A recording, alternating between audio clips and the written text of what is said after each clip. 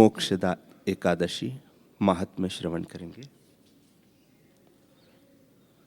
युधिष्ठिर बोले, हे देव देवेश्वर, मार्गशीर्ष मास के शुक्ल पक्ष में कौन सी एकादशी होती है, उसकी क्या विधि है तथा उसमें किस देवता का पूजन किया जाता है? स्वामिन, यह सब यथार्थ रूप से बताइए। भगवान श्री कृष्ण ने कहा, नृपश्रेष्ठ, मार्गशीर्ष मास के शुक्ल पक्ष की एकादशी का वर्णन करूंगा, जिसके श्रवण मात्र से वाजपेयी यज्ञ का फल मिलता है। उसका नाम मोक्षदा एकादशी है, जो सब पापों का अपहरण करने वाली है। हे राजन, उस दिन यत्न पूर्वक तुलसी की मंजरी तथा धूप दीप आदि से भगवान दामोदर का पूजन करना चाहिए। पूर्वोक्त विधि से ही दशमी और एकादशी के नियम का पालन करना उचित है। मोक्षदा एकादशी बड़े बड़े पातकों का नाश करने वाली है। उस दिन रात्रि में मेरी प्रसन्नता के लिए नृत्य, गीत और स्तुति के द्वारा जागरण करना चाहिए। जिसके पितर पापवश नीच योनि में पड़े हो, वे इस एकादशी का व्रत करके इसका पुण्यदान अपने पितरों को करे तो पितर मोक्ष को प्राप्त होते हैं, इसमें तनिक भी संदेह नहीं है। पूर्व काल की बात है। वैष्णवों से विभूषित परम रमणीय चंपक नगर में वैखानस नामक राजा रहते थे।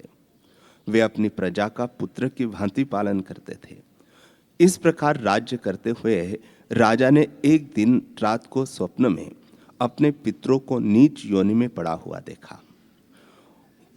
उन सबको इस अवस्था में देखकर राजा के मन में बड़ा विस्मय हुआ और प्रातः काल ब्राह्मणों से उन्होंने उस स्वप्न का सारा हाल कह सुनाया।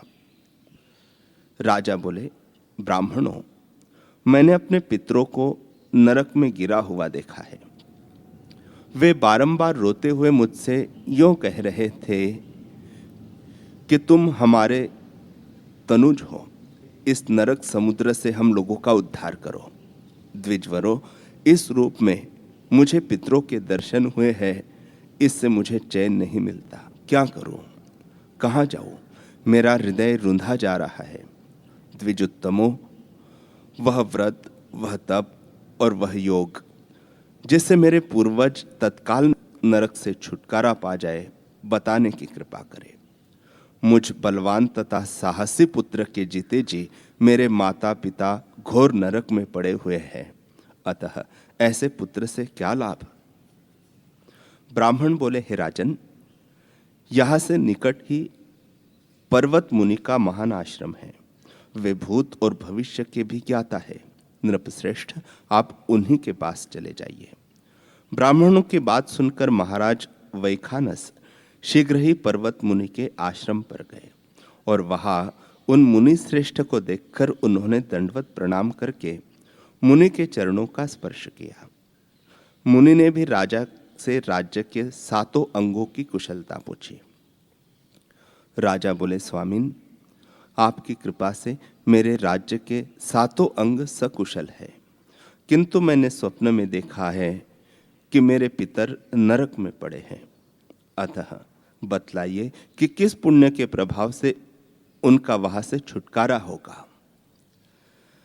राजा की यह बात सुनकर मुनि श्रेष्ठ पर्वत एक मुहूर्त तक ध्यानस्थ रहे। इसके बाद वे राजा से बोले, महाराज, मार्गशीर्ष के शुक्ल पक्ष में जो मोक्षदा नाम की एकादशी होती है, तुम सब लोग उसका व्रत करो और उसका पुण्य पितरों को दे डालो। उस पुण्य के प्रभाव से उनका नरक से उद्धार हो जाएगा। भगवान श्री कृष्ण कहते हैं कि युधिष्ठिर, मुनि की यह बात सुनकर राजा पुनः अपने घर लौट आए। जब उत्तम मार्गशीर्ष मास आया, तब राजा वैखानस ने मुनि के कथन अनुसार मोक्षदा एकादशी का व्रत करके उसका पुण्य समस्त पितरों सहित पिता को दे दिया। पुण्य देते ही क्षण भर में आकाश से फूलों की वर्षा होने लगी। वैखानस के पिता पितरों सहित नरक से छुटकारा पा गए और आकाश में आकर राजा के प्रति यह पवित्र वचन बोले कि बेटा, तुम्हारा कल्याण हो। यह कहकर वे स्वर्ग में चले गए। राजन, जो इस प्रकार कल्याणमयी मोक्षदा एकादशी का व्रत करता है, उसके पाप नष्ट हो जाते हैं और मरने के बाद वह मोक्ष प्राप्त कर लेता है। यह मोक्ष देने वाली मोक्षदा एकादशी मनुष्यों के लिए चिंतामणि के समान समस्त कामनाओं को पूर्ण करने वाली है।